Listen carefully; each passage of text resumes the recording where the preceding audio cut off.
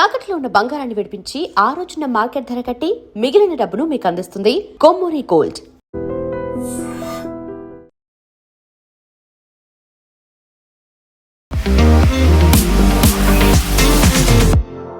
నమస్తే, నేను Kavitha. Welcome to I dream news and నిజాలు. యుద్ధ విరమణ కోసం ఇరాన్ ప్రతిపాదించినటువంటి శాంతి ప్రతిపాదనల్ని అమెరికా నిర్ద్వంద్వంగా తోసిపుచ్చింది. డొనాల్డ్ ట్రంప్ వాటిని యాక్సెప్ట్ చేసే ప్రసక్తే లేదు అంటున్నారు. ఈ నేపథ్యంలోనే యుద్ధం ఇంకా కొనసాగుతుందా, ఆపరేషన్ ఎపిక్ ఫ్యూరీ ముగిసింది అని అమెరికా అనౌన్స్ చేసిన తర్వాత ఇప్పుడు శాంతి ప్రతిపాదనకు యాక్సెప్ట్ చేయకపోవడం అంటే యుద్ధం కంటిన్యూ అవుతుంది అనేటువంటి సంకేతాలు ఇవ్వడమేనా? దీన్ని దృష్టిలో పెట్టుకునే హైదరాబాద్లో ప్రధానమంత్రి నరేంద్ర మోదీ మన దగ్గర ఇంధనానికి సంబంధించి ఎంత పొదుపుగా వాడుకోవాల్సినటువంటి అవసరం ఉంది అనే మాట చెప్పారా? బంగారం కొనుగోళ్లతో పాటుగా ఏడాది పాటు విదేశీ ప్రయాణాలను రద్దు చేసుకోవడం, చమురు ఇంధనానికి సంబంధించి మనం చాలా కీలకంగా వ్యవహరించాల్సినటువంటి అవసరం ఉంది, దుబారా ఖర్చులను తగ్గించుకోండి అనే మాట మోదీ ఎందుకు చెప్పారు? మనతో పాటుగా ఉన్నారు సీనియర్ జర్నలిస్ట్ సురేష్ కొచ్చతిల్ గారు. సార్ నమస్తే. సో 2 నెలలు అయిపోయింది, 2.5 నెలలు అవుతోంది, 3వ నెలకు ఎంటర్ అయిపోతున్నాం. బట్ ఇప్పటికి కూడా still it is going on. అంటే లేదు, ఆపరేషన్ ఎపిక్ ఫ్యూరీ అనేది అయిపోయింది అనేది అమెరికా డొనాల్డ్ ట్రంప్ అనౌన్స్ చేశారు. బట్ శాంతి ప్రతిపాదన మాత్రం ఒప్పుకోవట్లేదు. ఎవరు యుద్ధం కావాలనుకుంటున్నారు, ఎవరు వద్దంటున్నారు? అసలు మనం యుద్ధం గురించి మర్చిపోయాం. 4వ తారీఖు ముందు నుంచి 3వ తారీఖు నుంచి మన ఎలక్షన్లో పడున్నాం. బహుశా వారం పాటు మనం యుద్ధం గురించి అసలు మాట్లాడలేదు. ఇది మళ్ళీ తిరిగి వచ్చింది. వాళ్ళు కూడా బ్రేక్ తీసుకున్నారు, మనం కూడా బ్రేక్ తీసుకున్నాం. ఇప్పుడు నిన్న రాత్రి ఇరాన్ వాళ్ళ రెస్పాన్స్ పంపించారు 14 పాయింట్లలో. మన అందరికి తెలిసిందే, వాళ్ళు అంగీకరించారు. ఇంత పెద్ద గ్యాప్ ఉంది వాళ్ళ నడిమిట్లో. యురేనియం అంటారు, వీళ్ళు నో అంటారు. మిసైల్స్ అంటారు, వీళ్ళు నో అంటారు. మీరు రెజ్యూమ్ చేంజ్ అంటారు, నో అంటారు. హమాస్, హుతీలు, హెజ్బుల్లా సపోర్ట్ చేయడం, వీళ్ళు నో అంటారు. మళ్ళీ మీరు ఎట్లా కాంప్రమైజ్ అవుతారు? ఒక నెగోసియేషన్లో ఇద్దరు నడిమి కొంచెం నడుచుకుంటూ ముందుకు రావాలి. వీళ్ళిద్దరు రెడీ లేరు. అమెరికా అంటారు యురేనియం గురించి మాట్లాడకపోతే అయిపోయింది, we will not speak to you after this. మాకు కావాల్సింది మీ యురేనియం కావాలి మాకంట. వాళ్ళు ఏమంటారు, మేము అసలు ఇవ్వం, మా మెయిన్ పాయింట్ అది. ఇంకోటి 4వది హోర్ముస్, అది కొత్తగా న్యూక్లియర్ వెపన్ వాళ్ళది. హార్ముస్ ఓపెన్ అది మేము ఇవ్వం, అది మాది అంటున్నారు. యుద్ధం ముందు వాది కాకపోతుండే అది. It was an open international. So ఇప్పుడు ప్రెసిడెంట్ ట్రంప్కి ఒక మిడ్ పాయింట్లో వచ్చి ఆగిపోయారు ఆయన. ఒక నెల ముందు మీరు చెప్పొచ్చు, నెల కాకుండా నేను 5 వారాల ముందు it would have been a finish, fight to finish. America అప్పుడే ఫినిష్ చేస్తే అయిపోతుంది. ఈ పాకిస్తాన్ నడిమిట్లో వచ్చి కాంప్లికేట్ చేశారు అన్ని. పాకిస్తాన్ ఒక మీడియేటర్కి వచ్చి ఏమన్నారు, మేము కన్విన్స్ చేస్తాం ఇరాన్ని, మీరు కొంచెం సీజ్ ఫైర్ పెట్టండి, మేము కన్విన్స్ చేసి మీకు ఏం కావాలో ఇప్పిస్తామన్నారు.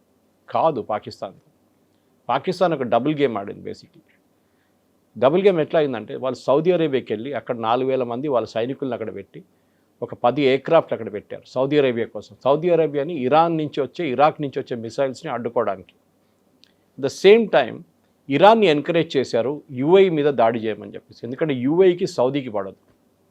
ఇప్పుడు మన ప్రధానమంత్రి యూఏఈకి వెళ్ళి మీకు సహాయం ఏం కావాలి చెప్పండి, మేము మీకు ఇస్తూ ఉంటున్నాం. సో ఒక ఫ్లాష్ పాయింట్ అక్కడే వచ్చేసింది. ఇది సౌదీ అరేబియా వర్సెస్ యూఏఈ.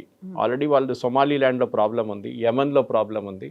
మొన్న కూడా జరిగింది, వాళ్ళు ఒపెక్ నుంచి యూఏఈ బయటకు వచ్చిన తర్వాత సౌదీ అరేబియా దాని మీద చాలా పెద్ద ఏం చెప్తారు, ఒక కోపం వచ్చింది వాళ్ళకి, లిటరల్గా కోపం వచ్చింది, ఎందుకు వెళ్ళిపోయారు ఒపెక్ నుంచి అని. ఇప్పుడున్న పరిస్థితుల్లో ప్రెసిడెంట్ ట్రంప్కి ఆప్షన్స్ ఏంటి? ఇవాళ పొద్దున Israeli prime minister Benjamin Netanyahu 60 Minutes అని చెప్పి CBS ఒక ప్రోగ్రామ్ ఉంది అమెరికాలో, చాలా మంచిది, వెరీ ఎక్సలెంట్ ప్రొఫెషనల్ ఇంటర్వ్యూస్. దాంట్లో ఆఫ్టర్ యుద్ధం మొదలైన తర్వాత ఫస్ట్ టైం బెంజమిన్ నెతన్యాహు ఒక అమెరికన్ ఛానల్తో ఇంత డీటెయిల్గా ఇంటర్వ్యూ ఇచ్చారు. ఆ ఇంటర్వ్యూ మీరు చూడాల్సింది. ఆ ఇంటర్వ్యూలో చాలా మటుకు బెంజమిన్ నెతన్యాహును అడిగిన ప్రతి ప్రశ్నకి ఆయన ఆలోచించి జవాబిచ్చారు. సో ఆయన దగ్గర అడిగారు, మీరు యుద్ధానికి వెళ్ళారు కదా, అమెరికాని మీరు గుంజి తీసుకెళ్లారని చెప్పి ఆరోపణ ఉంది, బలవంతంగా లాక్కెళ్ళారు అని చెప్పారు. అట్లేం లేదే, మేము అమెరికా ముందు ఆప్షన్స్ పెట్టాం, ఇది ఉంది, వీళ్ళు ఇవాళ మీట్ అవుతున్నారు, దట్ ఈస్ శనివారం రోజు February 20th ఒక మీటింగ్ జరగబోతుంది తెహరాన్లో, చాలా పెద్ద ఇంపార్టెంట్ మీటింగ్. దాంట్లో ఏదో పెద్ద ఒక నిర్ణయం తీసుకోబోతున్నారు, ఒక ఆపర్చునిటీ, మేము వెళ్ళి కొట్టేస్తున్నాం, మీరు వస్తారా అని అడిగారు. ప్రెసిడెంట్ ట్రంప్కి naturally Israeli prime minister credit తీసుకుంటే మళ్ళీ నేనేం చేయాలి, నేను కూడా పాల్గొన్నాను చెప్పని చెప్పి ఆయన కూడా తోడొచ్చేసారు. వచ్చిన తర్వాత ఇజ్రాయెల్ మీకు తెలుసు జరిగిపోయింది, Israel was no longer active. వాళ్ళకి కావాల్సిన వాళ్ళు సాధించుకున్నారు. సుప్రీం లీడర్ని చంపారు, 40 కమాండర్ని తీసేశారు. వాళ్ళు అటువైపు వెళ్ళిపోయారు, లెబనాన్ వైపు. ఇక్కడ హెజ్బుల్లాతో వాళ్ళ గొడవ అక్కడ ఉంది. అమెరికా ఇక్కడ చిక్కు. అమెరికా బాంబింగ్ చేశారు, అమెరికా మీద బాంబింగ్ జరిగింది. అమెరికా ఇద్దరు పైలట్లు ఒక డెజర్ట్లో పోయారు, మళ్ళీ వాళ్ళని తీసుకురావాల్సి వచ్చింది. అరౌండ్ F-16 పోయినాయి, ఒక C-130 పోయింది, ఒక హార్నెట్ పోయింది, చాలా మటుకు ఎయిర్క్రాఫ్ట్ పోయింది. వాళ్ళు చాలా నష్టాలు కూడా జరిగింది వాళ్ళ బేసెస్ మీద. ఇప్పుడు బయటకు వస్తుంది అదంతా. దాని తర్వాత అమెరికాకి పాకిస్తాన్ వచ్చి మేము హెల్ప్ చేస్తాం. Asim Munir is my great friend అంటారు ట్రంప్. ట్రంప్కి ఏంటంటే ఈ యుద్ధం నుంచి ఎట్టైనా బయటికి రావాలి, ఎందుకంటే అప్పుడే స్ట్రెయిట్ ఆఫ్ హార్మోస్ బంద్ చేశారు ఇరాన్. దాని తర్వాత ఆయిల్ ప్రైసెస్ పెరిగింది, స్టాక్ మార్కెట్ పడిపోయింది. ఈ పరిస్థితుల్లోనే ప్రెసిడెంట్ ట్రంప్కి పాకిస్తాన్ మేము ఇరాన్ని తీసుకొచ్చి మీరు చెప్పిన దాన్ని కన్విన్స్ చేస్తామన్నారు. Iran convince car. ఒక 7th క్లాస్ అబ్బాయి దగ్గర చెప్తే కూడా చెప్తాడు, ఈ థియరీ చెప్తే no it will not happen అంటారు. ప్రెసిడెంట్ ట్రంప్కి ఇది అర్థం కాదా? ఆయన మళ్ళీ ఇప్పుడు ఎన్నిసార్లు, ఒకసారి అయితే ఫిజికల్ మీటింగ్ జరిగింది, వైస్ ప్రెసిడెంట్ వెళ్ళారు, జేడీ వ్యాన్స్ వెళ్ళారు, స్టీవ్ విట్కాఫ్, జారెడ్ కోష్నర్ వెళ్ళారు, ఏం కాలేదు. రెండోసారి మళ్ళీ 2 వారాల తర్వాత మనం వెళ్తామని చెప్పారు, లాస్ట్ మినిట్ ఎయిర్క్రాఫ్ట్లో వెళ్ళే ముందు దిగేశారు ఎయిర్క్రాఫ్ట్ నుంచి, ఎందుకంటే ఏం జరగదని వాళ్ళకి తెలుసు. Iran is playing a game, waiting game అంటాం ఇంగ్లీష్లో. మీరు ఎన్ని రోజులు మీరు స్ట్రెచ్ చేయొచ్చు, వాళ్ళు చూస్తూనే ఉన్నారు. అమెరికాకి ఇప్పుడు ఏ ఆప్షన్ లేదు. నిన్న కూడా ఇరాన్ UAE మీద దాడి చేశారు, బహ్రెయిన్ మీద దాడి చేశారు, ఖత్తర్ మీద దాడి చేశారు. నౌ ఇట్స్ ఏమంటారు, మేము చేయలేదు అంటున్నారు. ఇప్పుడు now they are denying it. అంటే ఎక్కడి నుంచి, ఆకాశం నుంచి వచ్చి పడ్డది ఆ మిసైల్స్ అన్నీ. ఎందుకు వాళ్ళ మీద ఎవరు పడేస్తారు మిసైల్స్? మాకు తెలియదు ఎవరు వేస్తున్నారు, ఇజ్రాయెల్ వాళ్ళు వేస్తున్నామో అంటున్నారు వీళ్ళు. So this is the logic. ఇప్పుడు అమెరికా ఇప్పుడు ఆపరేషన్ ఎపిక్ ఫ్యూరీ అనేది వాళ్ళు మీకు తెలిసిందే, they have close that war. American Congress approval రాలేదు 60 రోజుల్లో. సో వార్ పవర్స్ యాక్ట్ కింద వాళ్ళు ఇంకా యుద్ధం ముందుకు తీసుకెళ్ళలేరు. సో మార్కో రూబియో కూడా అనౌన్స్ చేశారు, సెక్రటరీ ఆఫ్ స్టేట్, దట్ యుద్ధం అయిపోయింది. Now we're doing freedom, operation freedom. ఆ షిప్స్ని బయటికి తీసుకెళ్ళడం చేస్తున్నాం మేము. ఓకే, అది కూడా ఆగిపోయింది. 2 రోజుల తర్వాత మళ్ళీ దాన్ని కూడా ఆపేస్తున్నాం అని చెప్పి ప్రెసిడెంట్ ట్రంప్ మళ్ళీ పాకిస్తాన్ చెప్పారు మేము ఆపేస్తున్నాం. అది they was no reason to stop it. ఎందుకు ఆపారో ఎవరికి అర్థం కావట్లేదు. సో సౌదీ అరేబియా వాళ్ళ బేస్ మాకు ఇవ్వలేదని కొంచెం రూమర్స్ వచ్చింది. ప్రెసిడెంట్ ట్రంప్ నిరాకరించారు. తర్వాత సౌదీ అరేబియా అన్నారు, no we're allowing our base to be used, వాళ్ళ ఎయిర్క్రాఫ్ట్ ఏదైనా యూజ్ చేసుకోవచ్చు. ఇప్పుడు ఒక స్టేటస్ కోకి వచ్చేసారు. సో బెంజమిన్ నెతన్యాహు దగ్గర ఇది అడిగారు, మీ ఎండ్ ఆబ్జెక్టివ్ ఏంటి యుద్ధం నుంచి అంటే, ఒకటి ఆ రెజ్యూమ్ అక్కడ ఉండకూడదు, రెండోది వాళ్ళ చేతిలో ఉన్న యురేనియం మేము తీసుకుపోతాం. ఒకసారి రెజ్యూమ్ అక్కడ లేకపోతే హెజ్బుల్లా, హమాస్, హూతీలు మేము చూసుకుంటాం. ఓకే, వాళ్ళకి వచ్చిన సాయుధాలు, వాళ్ళకి వచ్చిన డబ్బులు అన్నీ ఆగిపోతుంది. రెండోది యురేనియం తీసుకెళ్ళిపోతే మాకు న్యూక్లియర్ థ్రెట్ ఉండదు, వీఆర్ హ్యాపీ. దీని తర్వాత మేము we can leave for hour cells అని చెప్పి. ఇది ప్రెసిడెంట్ ట్రంప్కి అర్థం కావట్లేదు. ఎందుకంటే ఆయన ఇప్పుడు ప్రాబ్లం ఏంటి, ఆయన ఇప్పుడు బాంబ్ చేయాలంటే బాంబ్ చేయలేరు, he cannot do the bombing. అందుకే ఎపిక్ ఫ్యూరీ ఆగిపోయింది. సో ఇవాళ పొద్దున కూడా అడిగారు, మీరు ఏం చేయబోతున్నారంటే, you watch, I let you know అన్నారు. సో బహుశా ఏం జరగబోతుందంటే, ఇజ్రాయెల్ బాంబ్ వేస్తారు ఇరాన్ మీద, స్పెసిఫిక్ టార్గెట్స్. వాళ్ళ దాంట్లో 11 ఐడెంటిఫైడ్ టార్గెట్స్ లాస్ట్ టైం కొట్టలేదు. దాంట్లో this foreign minister, president and speaker of parliament ఉన్నారు. ఎందుకంటే నెగోషియేట్ చేయడానికి ఎవరైనా ఉండాలి కదా అని చెప్పి ఆపేశారు అమెరికా. బహుశా ఈ టార్గెట్ ఇప్పుడు ఈసారి కొడతారు వాళ్ళు. కొట్టిన తర్వాత they will only go for extended టార్గెట్స్కి వెళ్తారు. ఇంకా వాళ్ళ మళ్ళీ పవర్ ప్లాంట్స్ కానివ్వండి, మిగతా దాన్ని కొట్టేస్తారు. ఇరాన్ ఏం చేస్తారంటే ఇమ్మీడియట్గా అమెరికన్ అసెట్స్ మీద కొడతారు వాళ్ళు. అంటే దుబాయ్, UAEలో ఉన్న assets, Qatar, Bahrain, Kuwait, Oman, Saudi Arabia, ఇక్కడ ఉన్న అసెట్స్ మీద ఇరాన్ మిసైల్స్ కొడతారు. ఆల్రెడీ వాళ్ళు మొదలు పెట్టారు. ఇవాళ పొద్దున వార్నింగ్ కూడా ఇచ్చారు, మా మీద దాడి జరిగితే మేము అమెరికన్ అసెట్స్ ఎక్కడ ఉందో అక్కడ కొడతాం మేము, అరబ్ కంట్రీస్లో, గల్ఫ్ కంట్రీస్లో, అన్ని ఆ చుట్టుపక్కల ఉన్న దేశాల్లో. మూమెంట్ దాట్ హ్యాపెన్స్, అమెరికాకు ఒక ఎక్స్క్యూజ్ వచ్చేస్తుంది. వాళ్ళ చట్ట ప్రకారం వాళ్ళ అసెట్స్ మీద, అంటే వాళ్ళ ఎయిర్క్రాఫ్ట్ ఉండొచ్చు, వాళ్ళ ల్యాండ్ బేస్ ఫోర్సెస్ ఉండొచ్చు, వాళ్ళ బేస్లు ఉండొచ్చు, దేని మీదైనా ఎవరైనా దాడి చేస్తే అమెరికా కెన్ హిట్ బ్యాక్. అప్పుడు యుద్ధం కాదు, అది సెల్ఫ్ ప్రొటెక్షన్ కోసం చేస్తున్నాం. అమెరికా ఒక ఎక్స్క్యూజ్గా వాడుకుంటారు. ఫస్ట్ ఇజ్రాయెల్ని పంపిస్తారు, వాళ్ళు బాంబ్ చేసిన తర్వాత వీళ్ళు రిటర్న్ బాంబ్ చేసిన అమెరికా చేస్తారు మళ్ళీ. దాంతో బహుశా it will be the end of the war. యుద్ధం చాలామందికి ప్రాబ్లం క్రియేట్ చేస్తుంది, ఈవెన్ మన దేశానికి కూడా ప్రాబ్లం క్రియేట్ చేస్తుంది. ఇప్పుడు ఫస్ట్ కొన్ని వారాలు మనం అడుగున్నాం బాగానే, కానీ now it's stretching on us also. ప్రతి దేశం, మీరు మిడిల్ ఈస్ట్ నుంచి మీరు సౌత్ ఈస్ట్ ఏషియాకి వెళ్ళండి, జర్మనీ చూసుకోండి, ఫ్రాన్స్ చూడండి, ఆస్ట్రేలియా, న్యూజిలాండ్, అన్ని దేశాల్లో it is reached a point. వాళ్ళకి ఫ్యూయల్ లేదు, వాళ్ళ ఇన్ఫ్లేషన్ పెరిగింది, అట్ ద బంక్లో వాళ్ళ ఆయిల్ ప్రైసెస్ డబుల్ అయిపోయింది. మన దగ్గర ఒక పైసా కూడా పెంచలేదు ఇక్కడ ఎన్ని రోజులు. ఎల్పిజి కమర్షియల్ పెంచారు కానీ డొమెస్టిక్ ఇప్పుడు కూడా సబ్సిడైజ్ ఎలిమెంట్లో ఉంది. అది 23 రూపాయలు పెట్రోల్ లాస్ట్లో అమ్ముతున్నారు, 32 లీటర్ రూపాయల డీజిల్ లాస్ట్లో అమ్ముతున్నారు. ఎన్ని రోజులు? పెట్రోలియం కంపెనీ కూడా వాళ్ళు తట్టుకోలేరు. వాళ్ళు పబ్లిక్ లిమిటెడ్ కంపెనీ, వాళ్ళు షేర్ హోల్డర్స్ ఉన్నారు. స్టాక్ ఎక్స్చేంజ్కి వెళ్ళి రిపోర్ట్ చేయాలి వాళ్ళు మన నష్టాలు ఎంత వస్తుంది అనేది. సరే గవర్నమెంట్ కొంచెం మటుకు అడుగున్నారు, వాళ్ళ కస్టమ్స్ డ్యూటీ తగ్గించాలంటే చేశారు బాగానే. కానీ ఎన్ని రోజులు? ఈ యుద్ధం ఎప్పుడు ఆగుతుంది మనకి ఎవరికి తెలియట్లేదు. అండ్ ప్రెసిడెంట్ ట్రంప్కి ఏమో మిడ్ టర్మ్ పోల్స్ వస్తుంది, ఆయనకి అది టెన్షన్ ఉంది. సో నెక్స్ట్ ఆర్ యా పార్ అంటారు హిందీలో, అది బహుశా నెక్స్ట్ ఈ వారంలో నెక్స్ట్ వీక్లో తెలిసిపోతుంది. సో తేల్చుకోవడానికి అయితే సిద్ధపడ్డాయి, బట్ ఆ ఇంపాక్ట్ అనేది ప్రపంచ దేశాల మీద పడింది. మన దాకా రాలేదు, ఇప్పటిదాకా మనం ధరల్ని పెంచలేదు, కాకపోతే మనం కంట్రోల్డ్గా ఉండాల్సినటువంటి అవసరం ఉంది. వర్క్ ఫ్రమ్ హోమ్ని ఆప్షన్ని మీరు ఆప్ట్ చేసుకోండి, ఆర్ఎల్స్ పబ్లిక్ ట్రాన్స్పోర్ట్ని యూజ్ చేసుకోండి, కార్ పూలింగ్ని చేసుకోండి, అనవసరమైనటువంటి ఖర్చులు పెట్టకండి, 1 year పాటు బంగారాన్ని కొనకండి. ఇవన్నీ చెప్పడం అంటే are we going to face అయిన ఒక ఫైనాన్షియల్ క్రైసిస్ ఏమన్నా మన మీద పడబోతోందా? మోదీ ఎందుకని హైదరాబాద్కు వచ్చినప్పుడు ఆ మాట మాట్లాడారు? మోదీ గారు 2 సంవత్సరాల తర్వాత వచ్చారు, 2024 టేక్ ఓవర్ చేసిన తర్వాత వచ్చారు వెళ్ళారు, కానీ ఒఫీషియల్ విజిట్ ఏం చేయలేదు. అందులో కూడా ఆయన ఇక్కడికి వచ్చాడు అంటే పొలిటికల్గా ఏదో ఉండబోతోంది. After Bengal next target is Telangana and Punjab అని చెప్పిన తర్వాత దానికి పొలిటికల్గా ఏదో ఉంటుందేమో, కార్యకర్తల కోసం మాట్లాడతారేమో అనుకుంటే ఇక్కడ నుంచి దేశ ప్రజలకు ఒక సంకేతాన్ని, సందేశాన్ని ఎందుకు ఇచ్చారు అసలు? కోర్స్ ఆయనకు ఒక ఎక్స్క్యూజ్ ఉండాలండే దానికోసం. సో హైదరాబాద్కి వచ్చిన తర్వాత ఇప్పుడు ఒక రివ్యూ లాగా ఆయన ఆల్మోస్ట్ ఎంత ఇప్పుడు ఆల్మోస్ట్ 8 to 10 weeks అవుతుంది, 10 to 12 weeks అవుతుంది యుద్ధం. ఫిబ్రవరి 28 తారీఖు మొదలైంది. So March, April and we're in May 10th.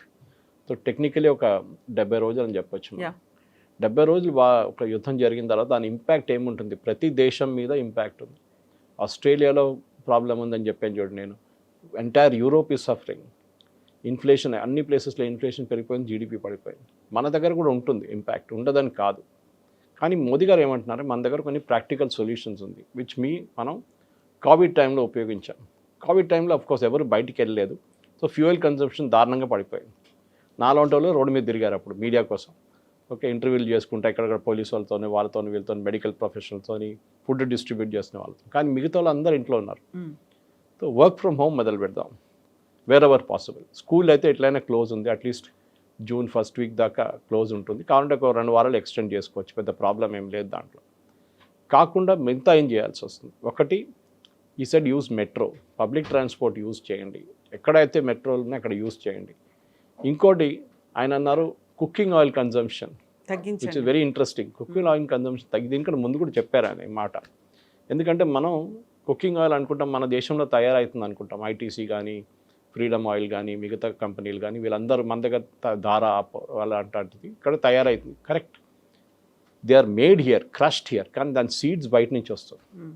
For example sunflower seeds కూడా మన దగ్గర ప్రొడక్షన్ చాలా తక్కువ, మనం యూక్రెయిన్ నుంచి తెచ్చుకుంటాం. మనం దానికోసం యూక్రెయిన్ యుద్ధం మొదలైనప్పుడు సడన్గా సన్ఫ్లవర్ ఆయిల్ రేట్స్ 220 రూపాయలకి వెళ్ళింది. తర్వాత మనం ఇంకా సోర్సెస్ నుంచి తెచ్చుకున్నాం, తగ్గింది అప్పుడు రేటు. ఈ same Malaysian palm oil Malaysia నుంచి తెచ్చుకుంటాం మనం, ఇక్కడ ఫైన్ ప్రోడక్ట్ మనం తయారు చేస్తాం దాన్ని. So we have to cut down అన్న మోదీ గారు చెప్పారు, హెల్త్ కోసం కూడా మంచిదే అది. మీరు ఆయిల్ కొంచెం తక్కువ యూజ్ చేయండి. మన ఆయిల్ చాలా ఎక్కువ యూజ్ చేస్తాం, ఎస్పెషలీ మన తెలుగు కుకింగ్లో అయితే పైన ఒక లేయర్ ఆఫ్ ఆయిలే ఉంటుంది దానికి. దేశం కోసం మాత్రమే కాదు, దేహం కోసం కూడా అనే మాట. సో అదొక మెయిన్ రీజన్ అదొకటి. సో వర్క్ ఫ్రమ్ హోమ్ అనేది ఒక ఐడియల్ సొల్యూషన్. యాక్చువల్లీ కోవిడ్ తర్వాత మీకు తెలిసిందే చాలా మటుకు కంపెనీలో ఒక హైబ్రిడ్ మోడల్కి వచ్చేసారు. వాళ్ళకు కూడా తెలిసిపోయింది, అందరూ ప్రతిరోజు రావక్కర్లేదు. 4 రోజులు పని చేస్తే 2 రోజులు రావచ్చు, లేకుంటే 3 days and 2 days 5-day week ఉన్న వాళ్ళకి you can come on hybrid model. బహుశా కొంతమంది దానికి వెళ్ళిపోతారు, మళ్ళీ హైబ్రిడ్ మోడల్కి వెళ్ళి. ఎందుకంటే నేను ఇవాళ పొద్దున కూడా రోడ్ మీద వస్తున్నాం, ఇంటికాడ నుంచి ఇక్కడ స్టూడియోకి వస్తున్నప్పుడు మొత్తం ట్రాఫిక్ జామ్ ఎక్కడ చూసినా అక్కడ. అంటే ప్రజలు వినట్లేదు అసలు. మేబీ దాని ఇంపాక్ట్ కొన్ని రోజుల తర్వాత వస్తుంది. నేనైతే I'm all for cutting down అని ఒక చిన్న రేషనింగ్ చేయాల్సిందే. ఎందుకంటే అంతమంది రోడ్డు మీద తిరగక్కర్లేదు, కానీ తిరుగుతున్నారు. ఎందుకంటే పెట్రోల్ ఉంది కదా, డీజిల్ ఉంది కదా, నింపేసి ఫుల్ ట్యాంక్ కొట్టేసుకుంటూ తిరుగుతున్నారు వాళ్ళందరూ. కానీ తగ్గించాల్సింది, మొదటిగా ఇదే చెప్పారు.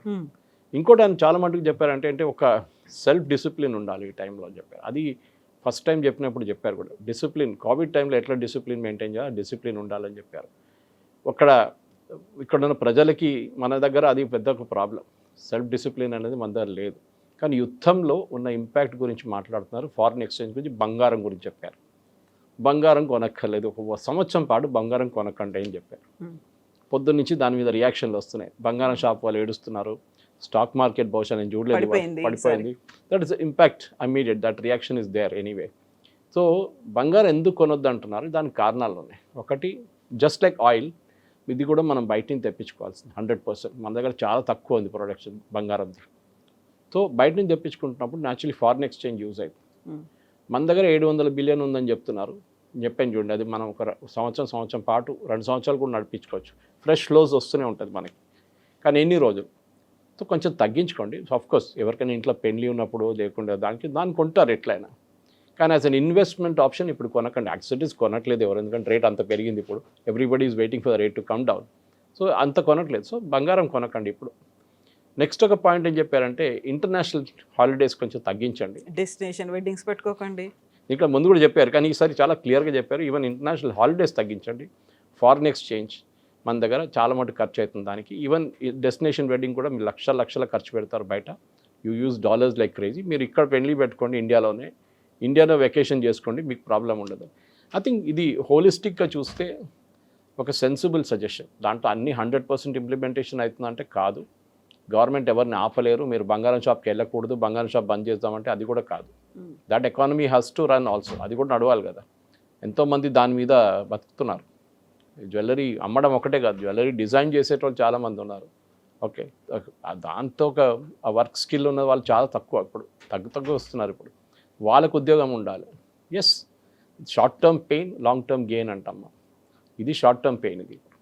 సో గతంలో కూడా వికసిత్ భారత్ గురించి చాలా ఎక్కువగా గొప్పగా చెప్పుకుంటూ వచ్చారు. ఇప్పుడేమో సడన్గా మా వోకల్ ఫర్ లోకల్ అనే మాట, గ్లోబల్గా ఉన్నటువంటి లగ్జరియస్ బ్రాండ్స్ ఏవైతే ఉన్నాయో వాటన్నిటిని కొనకండి, లగ్జరీస్ని తగ్గించుకోండి అని ఈ చెప్పడం ఒకవైపు అయితే, ఆర్థిక సంక్షోభం మనకేమైనా రాబోతోందా? నిజంగా ఆయిల్ సంక్షోభం, క్రైసిస్ అనేది మన దగ్గర ఉందా? దాన్ని బయటపడడానికి మనకి ఇండైరెక్ట్గా ఇండికేషన్స్ ఇస్తున్నారా? మొన్నటిదాకా రిసోర్సెస్ బాగా ఉన్నాయి, మన దగ్గర నిల్వలు ఉన్నాయి, స్టోరేజ్ కెపాసిటీ ఇంత ఉంది, 2 నెలలు కావచ్చు, 75 రోజుల పాటు మనకు అవైలబుల్గా ఉంటాయి, ఇన్ని చెప్పిన తర్వాత ఆల్ ఆఫ్ ది సడన్ ఒకేసారి ఉన్నట్టుండి చెప్పాడు, మీరు అన్నింటినీ కట్ డౌన్ చేసుకోండి. మనం నెత్తిన ఏదైనా రుద్దుతున్నారా, లేకుంటే మనం గమనించలేంది, మనకు అర్థం కాంది ఏదైనా మోదీ మనకు చెప్పే ప్రయత్నం చేస్తున్నారా? మోదీ గారు 8 గంటలకు రాలేదు, అది చాలా పెద్ద అడ్వాంటేజ్.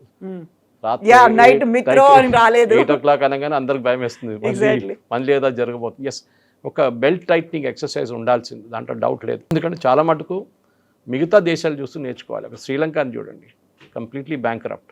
పాకిస్తాన్ 2 వారాలు కావాల్సిన ఆయిల్ కూడా వాళ్ళ దగ్గర కొనలేరు వాళ్ళు. ఇటు నేపాల్, బంగ్లాదేశ్, అన్ని దేశాలు సఫర్ అవుతున్నారు. నార్త్ మిడిల్ ఈస్ట్ కాకుండా మీరు అటువైపు చూడండి.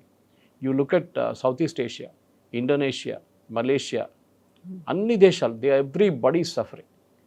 ఎందుకంటే అందరికీ ఇదే ప్రాబ్లమ్స్. మనకున్న ప్రాబ్లం వాళ్ళకు కూడా ఉందన్నమాట. కానీ మనం because we are 5th or 6th largest, ఇప్పుడు 4 కాదు, ఇప్పుడు 5కి వెళ్ళిపోయాం మనం. కానీ population wise we're the 2nd largest importer of crude. China తర్వాత మనమే ఉంటాం. సో మనం న్యాచురల్లీ మనకు కొంచెం బెల్ట్ టైట్నింగ్ చేసుకోవాలి. మోదీ గారు ఎలక్ట్రిక్ కార్స్ గురించి మాట్లాడారు, చాలా ఇంపార్టెంట్. ఇది ఒక ఐడియల్ ఆపర్చునిటీ. ప్రతి క్రైసిస్ ఒక ఆపర్చునిటీ క్రియేట్ చేస్తుంది. డిమానిటైజేషన్ రాగానే డిజిటల్ పేమెంట్స్ వచ్చింది, అందరు నవ్వారు ఆ టైంలో. ఏంటి డిజిటల్ పేమెంట్స్? చిదంబరం గారు చెప్పారా, కూరగాయలు అమ్ముతున్న ఆమెకి ఏం తెలుసు డిజిటల్ పేమెంట్, ఆమెకి ఏముంటుంది బ్యాంక్ అకౌంట్, ఎక్కడ ఇంటర్నెట్ అన్నారు. ఇప్పుడు ఏం జరుగుతుంది? ఎవరు కూడా పర్సనల్ డబ్బులు పెట్టుకుంటూ తిరగట్లేదు, చాలా తక్కువ. Everybody's on digital mode. అది ఒక క్రైసిస్ క్రియేట్ చేసింది ఆ టైంలో. నోట్లు లేవు మార్కెట్లో, నోట్లు తగ్గిపోయింది, ఏటీఎంలో నోట్స్ లేవు. అప్పుడు డిజిటల్ పేమెంట్స్ ఇంట్రడ్యూస్ చేస్తారు. దానికన్నా ముందు కూడా ఉండే అనుకోండి, కానీ దాన్ని ఒక ప్రెస్సింగ్ నీడ్ వచ్చింది అప్పుడు. ఇప్పుడు ఎథనాల్ గురించి మాట్లాడతామా? గడ్కరీ గారు ఫస్ట్ టైం ఎథనాల్ 10% ఇంక్రీజ్ చేసినప్పుడు పెద్ద గొడవ జరిగింది.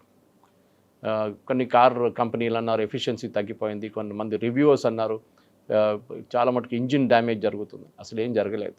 ఛాలెంజ్ చేశారు గవర్నమెంట్, తీసుకురండి మనం ప్రూఫ్ చూపించండి అని చెప్పి. బేసిక్లీ ఏం జరిగిందంటే, గల్ఫ్లో ఉన్న ఆయిల్ కంపెనీస్ ఒక క్యాంపెయిన్ నడిపించారు. మనకు తెలిసింది OPEC అని చెప్పి, మనం చూసాము. ఇప్పుడు OPEC దగ్గర PR ఆర్మ్ ఉంది, వాళ్ళు చాలా డబ్బులు ఖర్చు పెడతారు. Just like world gold council అని ఒకటి ఉంది. ఈ బంగారం అమ్మే దేశాలు అంటే సౌత్ ఆఫ్రికా లాంటి దేశాలు, దాని దుబాయ్ లాంటి ట్రేడింగ్ ఉన్న దేశాల్లో ఒక పెద్ద లాబీ ఇది వరల్డ్ గోల్డ్ కౌన్సిల్. వాళ్ళే మన ధన్తేరాస్ తయారు చేశారు. ధన్తేరాస్లో బంగారం కొనడం కాన్సెప్ట్ వాళ్ళ దగ్గర నుంచి మొదలైంది. సెంటిమెంట్ లాగా చూపించిందాన్ని.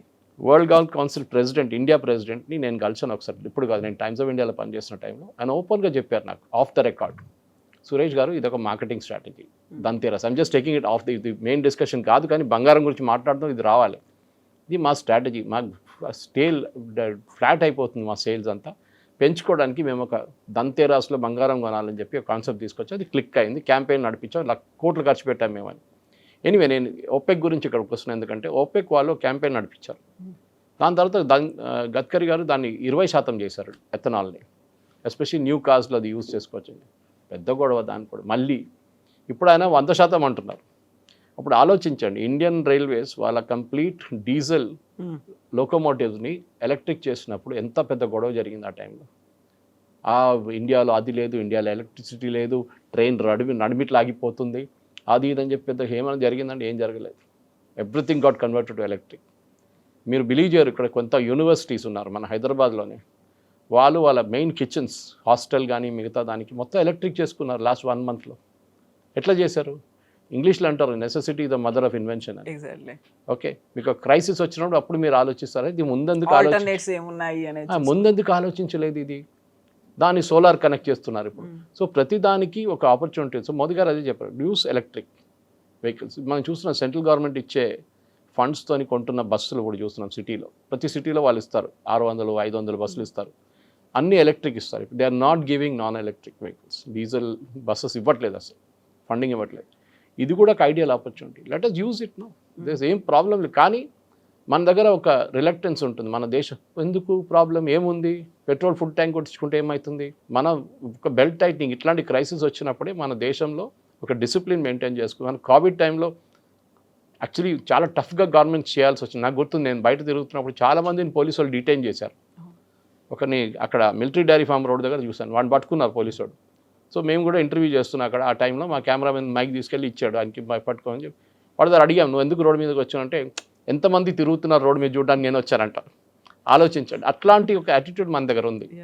మెట్రోలో వెళ్ళమంటే అంటాడు, నా ఇంటి పక్క నుంచి వెళ్ళాలి మెట్రో, నా ఇంటి ముందు నుంచి వెళ్ళాలి, నేను ఎక్కడ దిగాలి అక్కడ మా కంపెనీ ముందు మెట్రో స్టేషన్ ఉండాలంట. అది కాదు. You learn from people of Mumbai. వాళ్ళు ఎంత కష్టపడి ఆ ట్రైన్లో వెళ్తారు. ఫస్ట్ వాళ్ళు 1 కిలోమీటర్ నడుచుకుంటూ వెళ్తారు, బస్సు తీసుకుంటారు, మళ్ళీ స్టేషన్ దిగుతారు, మళ్ళీ ఆ ట్రైన్ తీసుకుంటారు, మళ్ళీ వాళ్ళ ఆఫీస్కి బస్సు తీసుకుంటారు. They are like that. ఇప్పుడు ఆఫ్ కోర్స్ ఊబర్ వచ్చింది అనుకోండి, కానీ ఆ టైంలో బస్సులే ఉండే, BEST బస్సెస్. ఆ డిస్ట్రిక్ట్ మనకు ఆ ప్రాబ్లం ఇది లేదు. MMTS యూసేజ్ చూడండి చాలా తక్కువ, 40,000 మంది యూజ్ చేస్తున్నారు. అది మినిమం 1 లక్ష 2 లక్షలకు తీసుకురావాల్సి వస్తుంది. ఈ మెట్రో 4 లక్షలు నడుస్తుంది, it can easily go to 6 lakhs. కానీ మన వాళ్ళు కొంచెం రిలక్టెన్స్. హైదరాబాద్కి నడవడం అనేది ఒక మన కల్చర్లో లేదు. అది we want everything in front of us అనమాట. సో ఒక మోదీ గారు చెప్పిన దానికి డిసిప్లిన్ అంటున్నారు. కోవిడ్ని ఎగ్జాంపుల్గా కోట్ చేశారు. So definitely foreign exchange save చేయాల్సిందే. మన dependence on petrol and diesel తగ్గించాలి. పైప్ న్యాచురల్ గ్యాస్ చూడండి, ఇది ఇప్పుడు రాబోయే అన్నిటికంటే పెద్ద రెవల్యూషన్. ఇది మనం ఊహించలేము, అంత పెద్ద రెవల్యూషన్ రాబోతుంది. All kitchens of commercial kitchens, ఇప్పుడు నేను ఎలక్ట్రిక్ చెప్పాను చూడండి, అట్లానే ప్రతి కమర్షియల్ కిచెన్కి రెస్టారెంట్ కానివ్వండి, ఇండస్ట్రియల్ క్యాంటీన్స్ కానివ్వండి, కాలేజ్ స్కూల్ క్యాంటీన్స్ కానివ్వండి, ఏదైనా రోడ్ సైడ్ డాబాలు కానివ్వండి, అందరు PNGకి రావాల్సిందే. ఒక్కోది రోడ్ సైడ్ డాబాలు కొన్ని ప్రాబ్లం ఉంటుంది డిస్టెన్స్ వైజ్, కానీ సిటీ లోపల you can easily do PNG. అది నెక్స్ట్ బిగ్ రెవల్యూషన్. అది వచ్చేస్తే మనకు సేవింగ్ చాలా మటుకు వస్తుంది. బట్ ఇక్కడ సప్లై చైన్ డిస్రప్ట్ అయింది కరోనా టైం నుంచి అని చెప్పిన తర్వాత ఇప్పుడు హర్ముజ్ క్లోజ్ చేస్తే అన్ని దేశాల మీద ఇంపాక్ట్ పడింది అనే దాంతో పాటుగా అక్కడ నుంచి ఆయిల్ అండ్ న్యాచురల్ గ్యాసెస్ రావట్లేదు, అక్కడ నుంచి ఫర్టిలైజర్స్ కూడా రావట్లేదు. బట్ మన రైతులకు ఆయన ఒక సందేశాన్ని ఇచ్చాడు, ఫర్టిలైజర్స్ని తగ్గించుకోండి, ఆర్గానిక్ వైపు వెళ్ళండి. అంటే ఫర్టిలైజర్ క్రైసిస్ కూడా ఉందనా, లేకుంటే ఉన్నటువంటి న్యాచురల్గా ఉన్నదాన్ని యూస్ చేసుకోమనా? 2 క్రైసిస్ ఉన్నాయి ఫెర్టిలైజర్లో. ఒకటి nitrogen. Nitrogen is a by product of crude oil. ఈ క్రూడ్ ఆయిల్ అంటే మనం ఫస్ట్ డీజిల్ పెట్రోల్ అనుకుంటాం, దాని తర్వాత LPG అనుకుంటాం. క్రూడ్ ఆయిల్లో చాలా మటుకు బై ప్రోడక్ట్స్ ఉన్నాయి.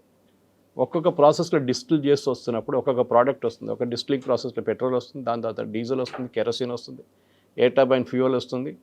చాలా మటుకు డిఫరెంట్ ఫ్యూయల్స్ ఉన్నాయి, compress natural gas and LPG.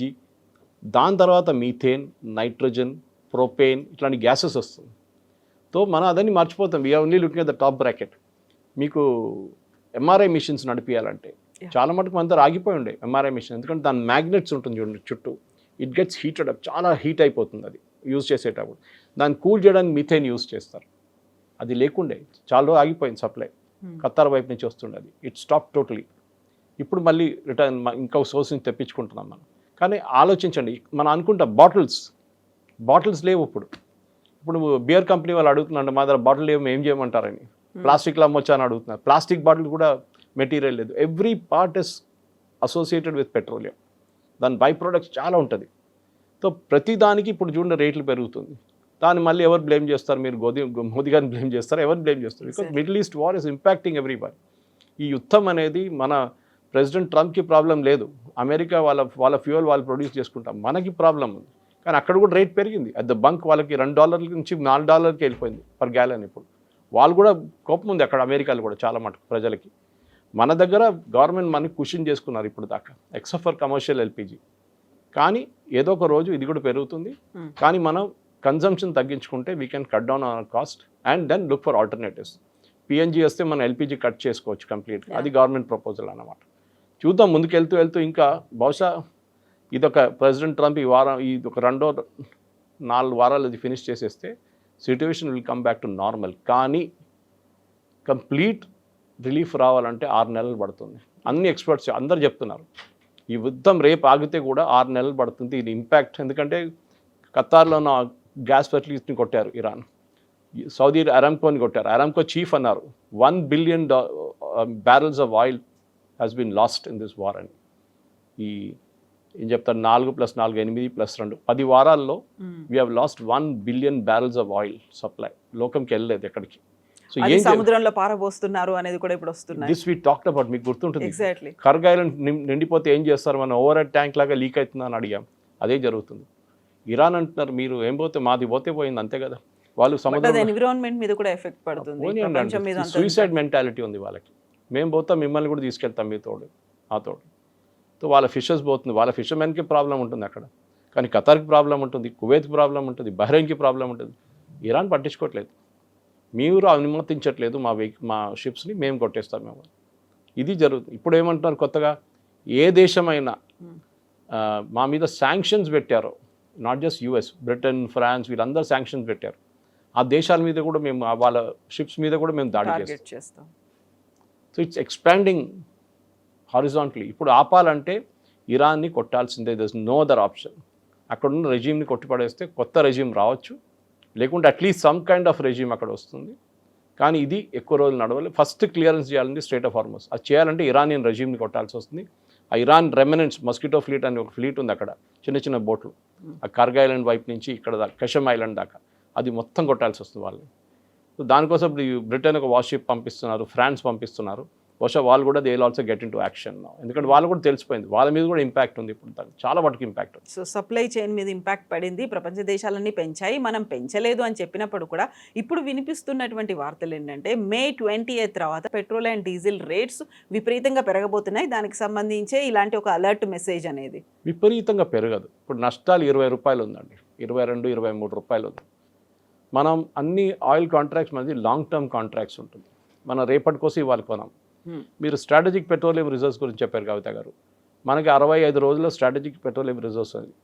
మనం ఫస్ట్ ఆల్మోస్ట్ 30 రోజుల స్ట్రాటజిక్ రిజర్వ్స్ మనం వాడుకున్నాం. ఇంకా 30 రోజులు అక్కడ ఉంది. చైనా దగ్గర 220 రోజులది ఉంది. వాళ్ళు కూడా హాఫ్ వాడుకున్నారు. ఎందుకంటే ఎస్పెషలీ స్ట్రైట్ ఆఫ్ హార్మోస్ బంద్ చేసిన తర్వాత వాళ్ళ మొత్తం సప్లై ఎక్కడి నుంచి వస్తుండే, రష్యా నుంచి, ఇరాన్ నుంచి మేజర్ సప్లైస్ ఉండే వాళ్ళకి. ఇప్పుడు రష్యా ఒకటే ఉంది వాళ్ళకి, ఇరాన్ ఇవ్వట్లేదు ఆయిల్. ఇరాన్ ఆయిల్ బయటకు రాలేకపోతుంది. బహుశా ఇప్పుడు బీజింగ్లో మీటింగ్ జరగబోతుంది, ప్రెసిడెంట్ సమిట్ ఒకటి ఉంది, Xi Jinping and president Trump. దాంట్లో ఏమైనా నిర్ణయం రావచ్చు. అది ఇంకోటి, ప్రెసిడెంట్ ట్రంప్ అక్కడ ఉన్నప్పుడు బాంబింగ్ జరిగితే దానికన్నా పెద్ద ఎంబారాస్మెంట్ ఇంకేం ఉండదు. సో ఆయన వెళ్ళే ముందో వచ్చిన తర్వాతనే ఇది జరుగుతుంది. ఆయన చైనాలో ఉన్నప్పుడు బహుశా ఈ బాంబింగ్ జరగదు. అదొక డిప్లొమాటిక్ ఇన్సిడెంట్ అయిపోయింది. మీకు గుర్తుండదు, మోదీ గారు ఇజ్రాయెల్లో ఉన్నారు February 26. ఆయన ఇండియాకి వచ్చిన తర్వాత బాంబింగ్ జరిగింది. So that maybe it's a coincidence, but జరిగింది అట్లనే. సో ఇది కూడా అంతే జరుగుతుంది. సో చైనా దీంట్లో ఒక పెద్ద రోల్ ప్లే చేస్తున్నారు. ఎందుకంటే ఆయుధాల పార్ట్ బెంజమిన్ నెటన్యాహు 60-minute ఇంటర్వ్యూలు అన్నారు, what role did China play అంటే వీ నో ఇట్ అన్నారు. తర్వాత ఆ క్వశ్చనర్ ఆ ఇంటర్వ్యూ కొంచెం కూడా ప్రెస్ చేసి అని అన్నారు, ఎస్ వాళ్ళు మిసైల్స్కి ఉన్న పార్ట్స్ సప్లై చేస్తారు ఇరాన్కి, మాకు తెలుసు, మేము ఎక్కడ కొట్టాలి అక్కడ కొడతాం మేమని చెప్పారు ఆయన. సో ఈ యుద్ధం ఇప్పుడు ఒక హారిజాంటల్ స్కోప్లో ఎక్స్పాండ్ అయిపోతున్నప్పుడు మనం గుర్తుపెట్టుకోవాల్సింది ఒకటి, ఇజ్రాయెల్ ఒక స్పెసిఫిక్ స్ట్రాటజీతో వెళ్ళారు. వాళ్ళు మీరు యుద్ధం బంద్ చేస్తే కూడా వాళ్ళు బాంబ్ చేస్తారు ఇరాన్ని, అక్కడున్న రెజీమ్ వెళ్ళేదాకా, వాళ్ళు న్యూక్లియర్ సరెండర్ చేసేదాకా. మన దగ్గర పెరుగుతాయంటారా? సో అక్కడికి వస్తున్నాను నేను. ఒక 22 రూపాయలు ఇప్పుడు ఇంటర్నేషనల్ మార్కెట్లో పెరిగింది మనకి ఇంపాక్ట్. దాన్ని కుషన్ చేయాలంటే గవర్నమెంట్ ఒకవైపు స్టేట్ గవర్నమెంట్స్ వాళ్ళ వ్యాట్ కట్ చేయొచ్చు. విపరీతంగా వ్యాట్ ఛార్జ్ చేస్తారు ఇక్కడ. మన దగ్గర possibility Telangana is one of the highest. Karnataka తక్కువ ఉండే, ఇప్పుడు కర్ణాటక కూడా పెంచారు ఒక 3 నెలల ముందు. వాళ్ళు డబ్బులు తక్కువ పడ్డదని చెప్పి వాళ్ళ దగ్గర ఫ్రీబీ స్కీమ్స్ ఇచ్చిన తర్వాత. ఒకటి వ్యాట్ తగ్గించవచ్చు, రెండవది కస్టమ్స్ డ్యూటీ తగ్గించవచ్చు, మూడోది అట్ ద బంక్ 3-5 రూపాయలు పెంచవచ్చు నా అంచనా. ఇది maybe it will be more, maybe it will be less, but as far as possible government దీన్ని కొంచెం ముందుకు తీసుకురావడానికి ట్రై చేస్తారు.